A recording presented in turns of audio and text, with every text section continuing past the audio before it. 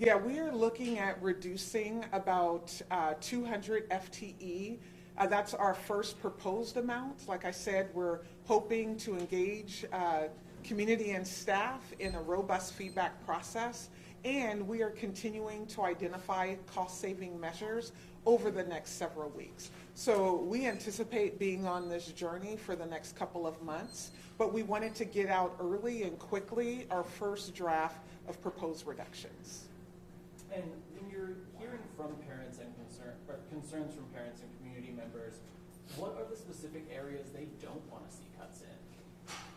Well, I think our families and our staff are aligned with us, right? They want to see impacts to students in classrooms minimized as much as possible. Any time that we're talking about reducing a full-time person or even a part-time person, any human, it is a tough conversation, but due to our current state, it's a necessary conversation in many spaces.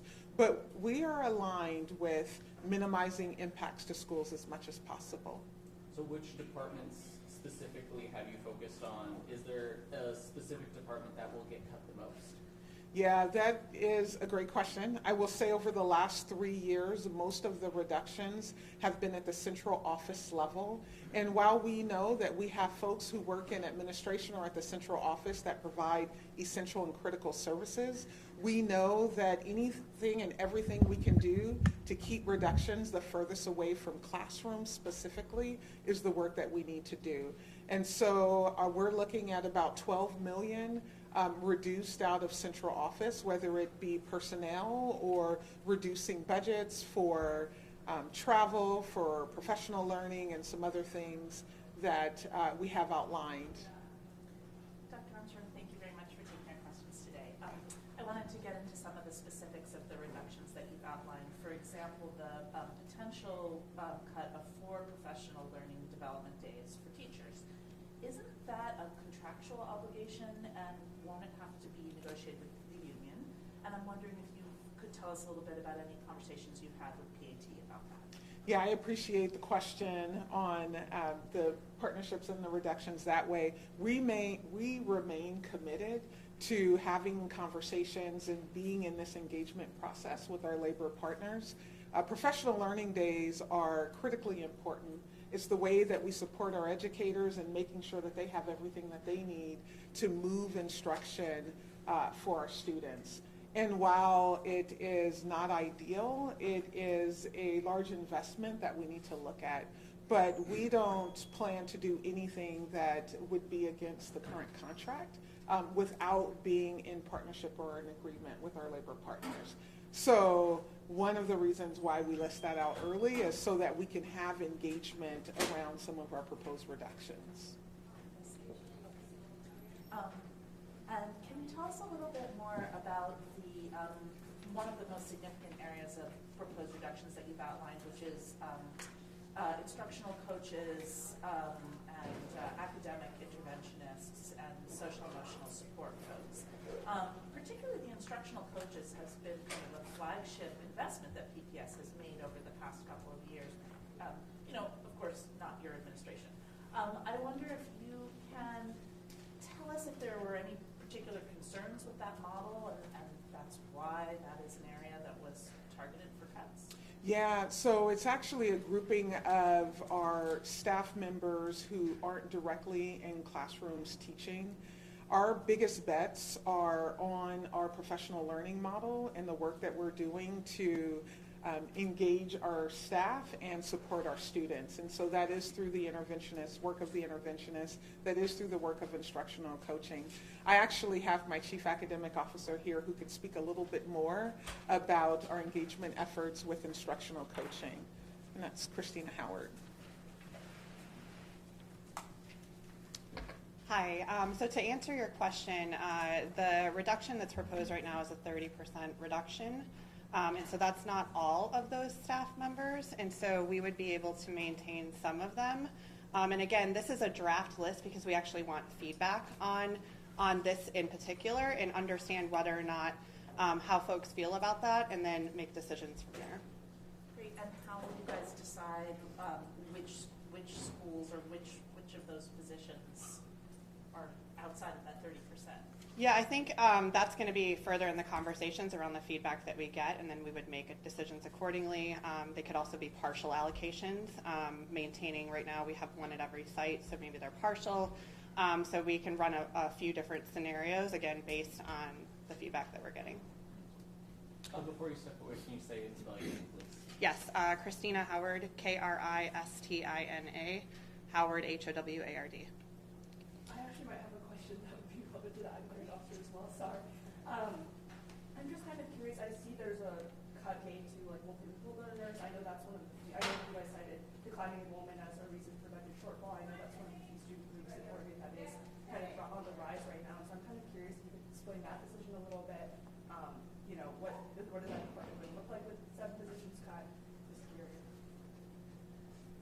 Again, we're seeking out feedback, and we can't disclose the department because that might expose personnel. So it's a higher level articulation, and then we're going to get feedback from there to make that decision. Can you tell us a little bit more about the kindergarten EA's proposed cut at Title I schools? Maybe I'm confused. Is it kindergarten EAs at classrooms of 20 or more? Yes. 20, so, okay. Yes. The plan is to make sure that we have kindergarten assistants in classrooms at Title I schools with 20 or more students. Right now, we have kindergarten assistants in all of our classrooms in Title I schools, regardless of the number. So if it's 19 or under, there wouldn't be an EA, but 20 and up, there would. That's the proposal right now. Thank you. Is there a date when all of this will be finalized? Yeah, so there is a budget timeline. There are a series of things that will go before the board in about April or May. And we also know at the state level, our budget won't be finalized until I think maybe more like the latter part of June. And so it's an ongoing process, a conversation that we'll continue to have over the next couple of months.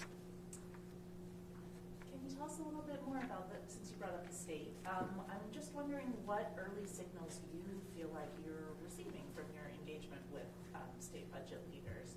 Do you think they're going to stick to the governor's $1.3 billion proposal? Do you think they're going to go above and beyond? I know it's a crystal ball question. Right. Well, our hope is that they go above and beyond. I will say we are very thankful to the governor for raising the current service level in her proposed budget, and we're hopeful that we'll continue to see movement. I will say that every move matters. Every opportunity we have to address what has created some of our budget woes is an opportunity. And I do have my Chief of Staff, Deborah Kafori, to speak a little bit more about advocacy efforts that we're doing at the state level. Thank you. Deborah Kafori, Chief of Staff. Julia, as you mentioned, we have been working very closely with legislators in Salem. The superintendent is going to be doing a series of visits in person in Salem to talk about our efforts. We also know that Portland parents are energized at a level I haven't seen in years. And so it's not just going to be the words of the school district and our board members, but actually parents and students who will also be advocating in Salem for the resources that we need. And as Dr. Armstrong said, we are looking at the current service level, obviously, and raising that as much as possible. We would like the quality education model fully funded. That is definitely our goal. But we also know that there are other areas that need assistance, raising the special ed cap, a lot of areas in specific around special ed that money could be added to that would greatly impact our budget and impact the students that we have. So there's a lot of areas for growth. We have heard the legislators talk about their budget woes as well. We get it, but we think that there is nothing that is as fundamental to the success of our city and our state than our children and our school district. Can you spell your last name, please? Kafoury. I just want to pick up on something that Chief Kafori has said, and I appreciate her words. You know, a couple of months ago, I went on a ride-along with Officer Klein, the downtown branch of the Portland Police Bureau. because I wanted to see firsthand the impacts of our city and some of the crisis that we have in front of us, especially as an urban city. And I understand that there are many of our partners who are looking at their budgets and needing to make some decisions. Understanding the state of our city, we believe in education that we have the first opportunity to begin to address the crisis that many urban cities see across states, across the nation, right? We want to be able to address mental health. We have to wrap our arms around our kiddos who are presenting with more need. It's no longer just about showing up in the classroom, teaching, and then going home. Our wraparound services are absolutely foundational to not only lifting the work that we need to do in our public schools, but also impacting our city on the prevention side before getting to the intervention. So while we recognize that there are significant budget concerns across our state, across multiple agencies, we stand in partnership. You know, I've said many times, it's not just about Portland Public Schools. It's going to take every single one of us to define our city, to get to a place where our state thrives and our schools are high quality and offering the services that we need to support our learners. Dr. Last year, I know that you were not the superintendent at the time, but last year, of course, there was a lot of criticism around the transparency of the budget process and some of the specific cuts around special education, bilingual supports, and just the general sense of we're supposed to be doing as much, if not more, with less, right? And I'm curious how, I know this is a draft, I know this is a proposal. I also know you're doing this earlier on in the process, and I'm assuming that's an attempt to kind of address some of those transparency concerns. Can you talk about your approach under your first budget and how you want to hit on some of those key concerns? Yeah, absolutely. I appreciate the question. So with this first budget, as you all probably know, in school districts, the budget process with the school board really picks up in about late March, early April, and we are wanting to be ahead in our draft proposal of recommendations so that we can get as much input as we can.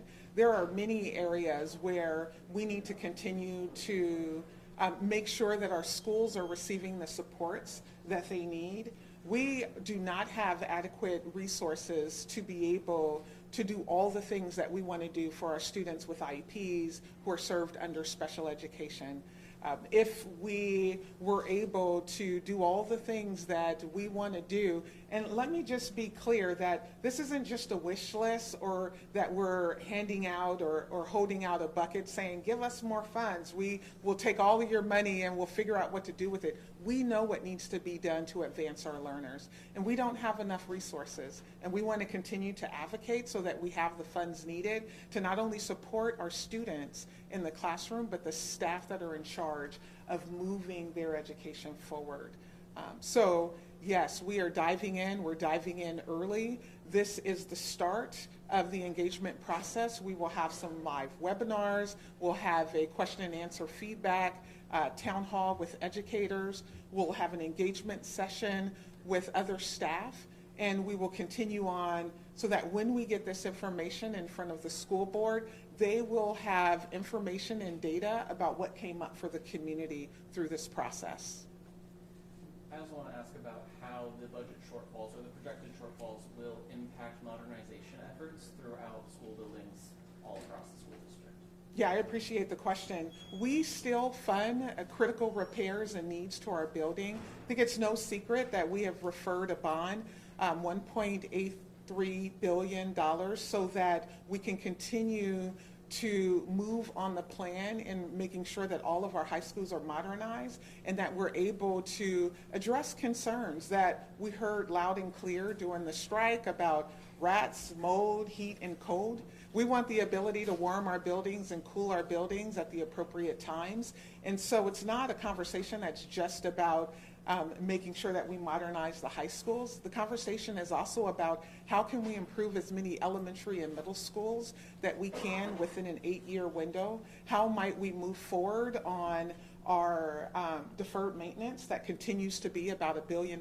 You all have heard me say this since interview day, and I will continue to say that our investments as a large landowner in Portland, that our buildings must be appropriate. It's a working condition to not have buildings to be what it is that they need to be. And a working condition impacts student learning conditions. And we need those conditions to be improved, and we need them to be improved quickly.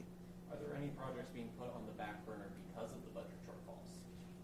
No, not at this time. We are confident that the funds that we have allocated to improve our schools continue to be in place. And of course, bond dollars, and I know we spend a lot of time out in community helping to distinguish between bonds and levies and general budget. We're not able to spend bond dollars on staffing in schools and classrooms. The bond dollars must be spent on buildings or other investments that are capitalized. And so we are hopeful that we'll have the opportunity to continue to modernize our schools and address some of the deficits and the repairs that are needed. We have many buildings that are over 100 years old. We have buildings that are labeled in critical condition and in need of repair. We've heard from students, we've heard from families about some of the critical needs, and we want to be responsive in addressing those needs. And the bond hasn't officially passed yet. That's going to be voted on in May? Right, so we've referred the bond, the board referred the bond in January, and that vote will be in May. Yes. I have a question for the board members at the podium, picking up on Dr. Armstrong's point about wraparound services. One of the proposed reductions that's outlined here is a 5% reduction in contracts with racial equity and social justice partnerships, which is, I know, something that both of the board members at the board fought for in June to put $1.8 million of proposed reductions back into the budget. I'm just wondering if you can share your perspective or if you think something has changed there. And I absolutely invite them to the podium, and I just want to emphasize that we are at the proposal state, and our hope is to engage individuals in this process. And so there will be an opportunity for board members to react to what it is that we've proposed formally, but certainly if they have other statements they want to say. Thank you. Herman Green, Herman, Green. At this stage of the game, I don't believe that there's anything that should be off the table. Nothing. When it comes to our kids, when it comes to making sure that we can do what's best for them, I believe that now is the time for everyone to take a long, hard look at where the dollars are at and see where we can cut across the board. I don't think any table should be left unturned. I don't think any stone should be left unturned. We need to look at all of it. I don't want to see programs that are serving our diverse communities impacted. And I don't want to see teachers get cut. And I don't want to see the staff members get cut. And I don't want to see anybody in the building office get cut. And I don't want to see any of these things. But the reality is, we ain't got it. The money is not there. And until we can do something about the real issue, which is making sure that we have the funding that we need to support our schools and support our kids, we're going to continue to have these types of problems. No one wants these problems, and yet with a budget that is coming up short every single year, you're going to continue to have issues. Our buildings are going to continue to fall down until we get enough money to fix them. You heard her say we got over $1 billion in deferred maintenance that needs to be done. And yet we're only going after a bond that's $1.83 billion. So even if we get everything that we want to do, we're still not going to be able to take care of all the issues. We have to look at everything. There's no space. There should be no conversation that should be off the table. There should be no department that should be off the table. When it comes to thinking about serving our kids, serving our schools, serving our students, everyone should be prepared to take a look at what we need and say, where can I make an adjustment because it's for the kids? Where can I come up? What can I shave off because this is for the kids? It has to be about the kids, every conversation. So no, you're right. I don't want to see it. And at the same time, I don't even want to be having this conversation. So if we all get to come together and we can get all of our community to rise up, because I know that my community doesn't want to have this conversation. I know that the staff doesn't want to have this conversation. So I think this is the time for us to rally together. This is the clarion cry to say, listen, if we want to change this, then let's all come together. Let's all get on the same page. Let's all go down to Salem where the difference can be made and say, we need more. What you're giving us is not enough. We need more. I know that it's going to hurt. And every district in the department, every organization, with the police department, the mayor's department, I don't care who it is. To me, it doesn't matter across the board. Everybody should be looking to say, maybe I can shave $200 million. Maybe I can shave $200 million. Maybe I can shave $200 million, because it's about the kids. And we need to do that across the board, because there's nothing more important than our kids. We say that we want to transform tomorrow. Let's put our money where our mouth is, and let's do something to transform tomorrow. Otherwise, we need to stop saying we care about kids.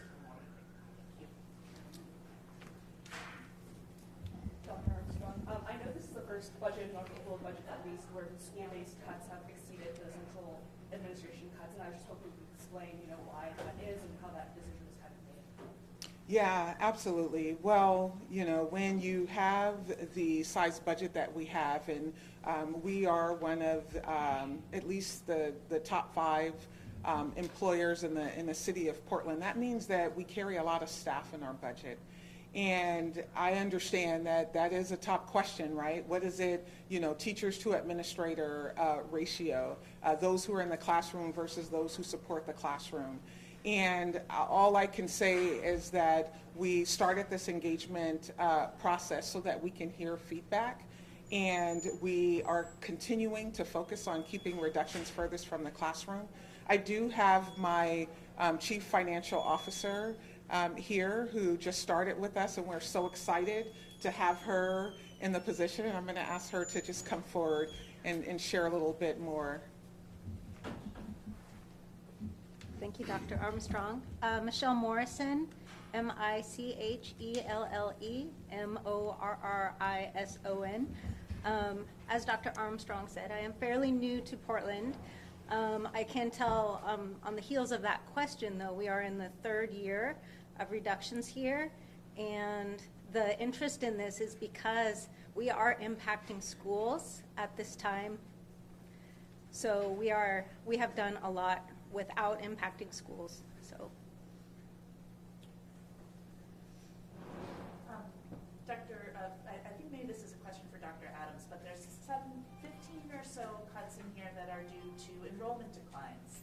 And I wonder if you can talk a little bit about that and give us your sense of what the district might be doing to sort of stamp bleeding. Sure. Renard Adams, RENARD, ADAMS, Chief Equity and Accountability Officer for the district. Unfortunately, we just recently received our updated projections from the Population Resource Center at Portland State University, and Portland Public Schools enrollment is predicted to decline for the next 14 years. The decline... Are those online? Not yet. We'll get them there as soon as we can. So I'm giving you some hot off the presses information. And our enrollment for next year is projected to decline by a little over 900 students.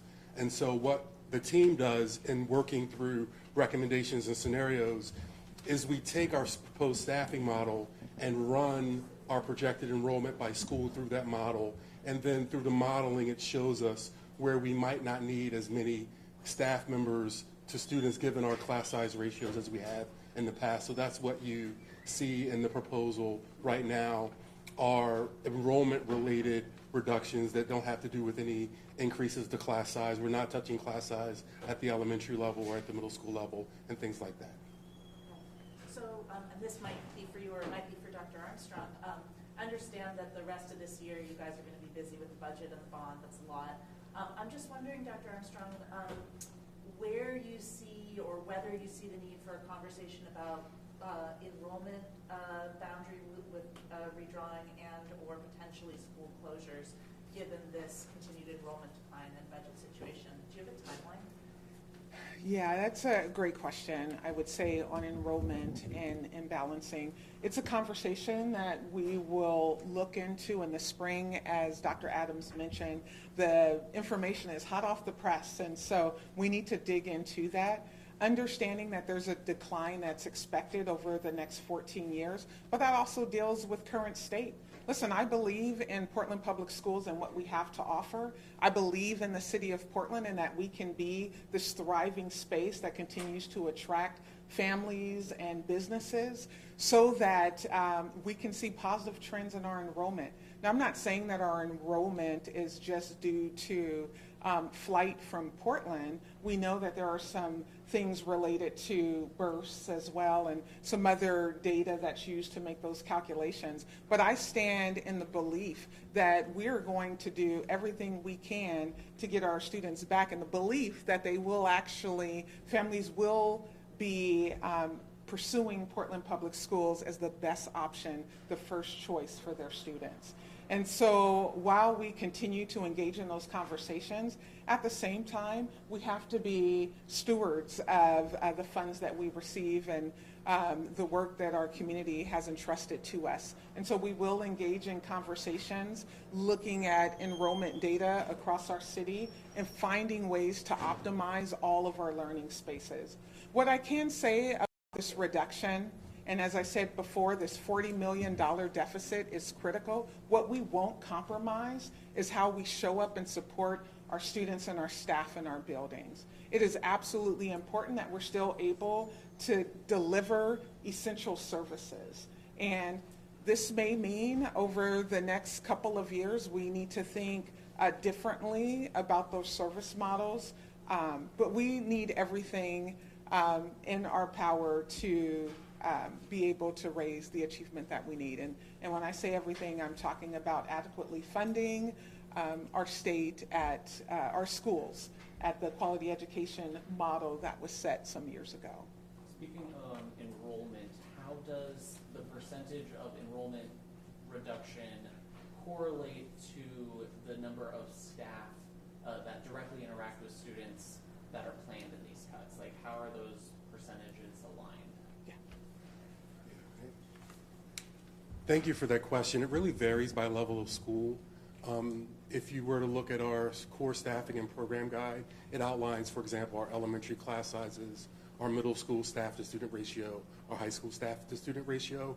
And so as I mentioned when Julia asked her question, we run our projected enrollment by school through that model.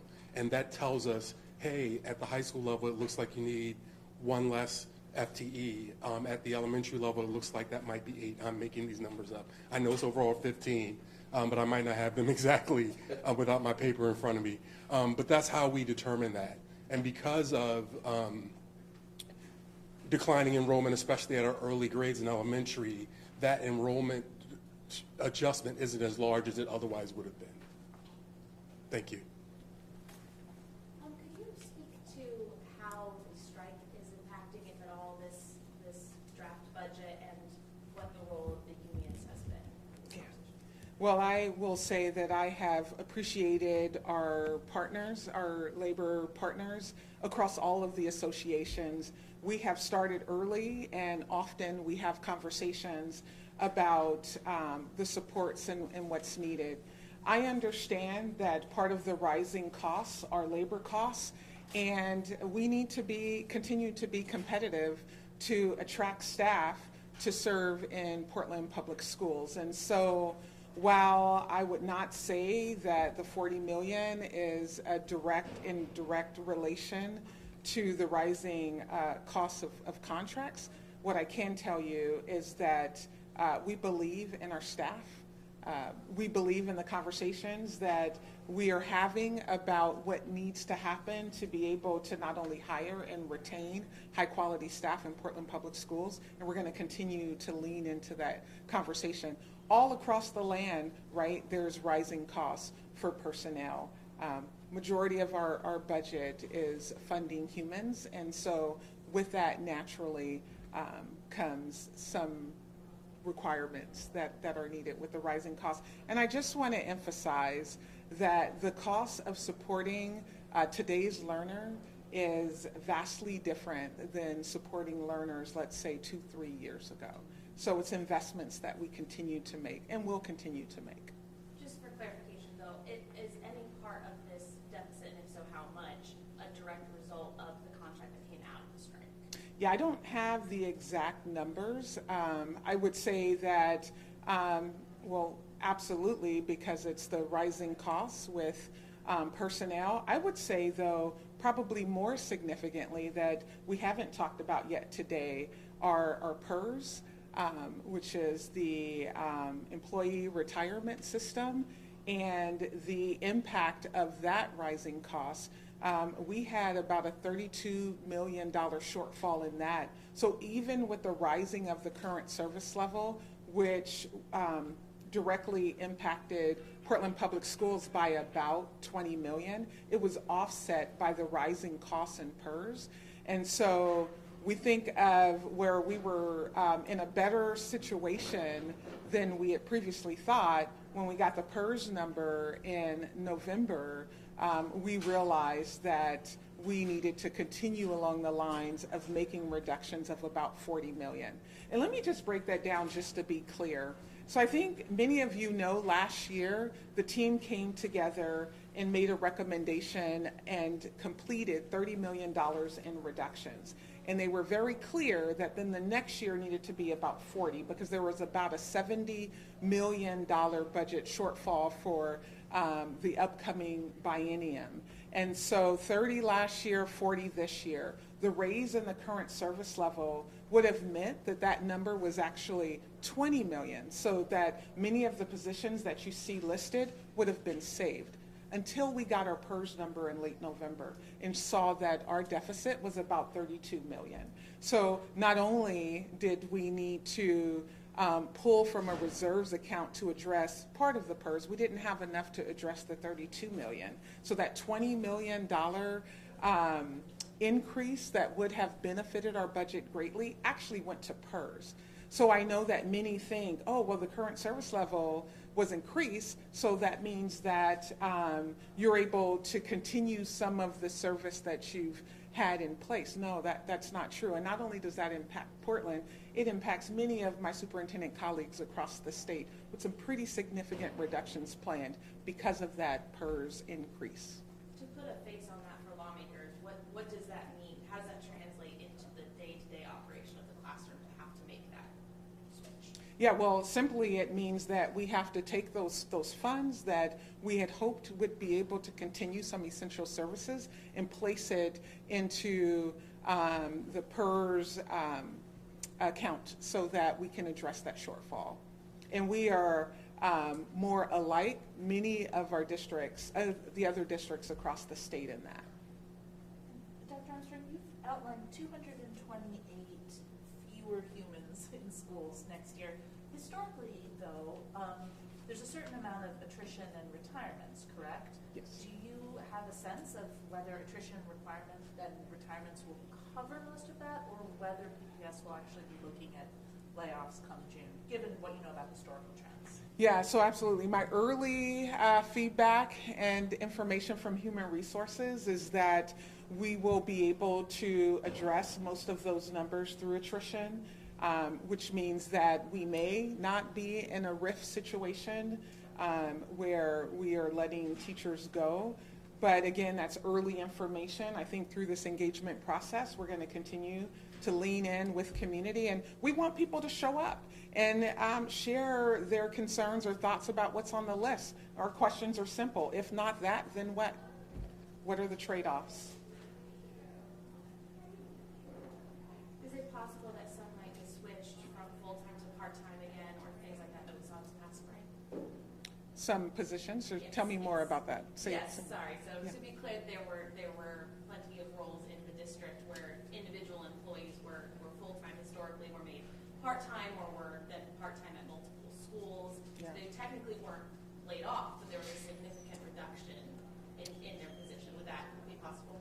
Yeah, that was definitely a significant impact to schools. Our early data tells us that through attrition, our staff members will land in spaces. It may not be in the school that they were initially in due to the decline in enrollment and the way in which we are redoing our model, or maybe there were humans who were supporting teachers across multiple classrooms. They themselves might find themselves in the classroom. But again, it's early in the process, and we are wanting to be as transparent as possible and engage our staff and community into a conversation where we receive feedback and that they are tooled and ready to advocate at the state level. All right, well, thank you very much for coming today. Obviously, this is the beginning of a conversation. We will be having many, many more of them with you throughout this budget process. Folks are going to stay around a little bit more if you have a question Any offline. final questions? Yeah, absolutely. Any final questions? We wanted to make sure all questions were answered. Thank you for that, Chief Kafori. All right, thank you for being here. Thank you.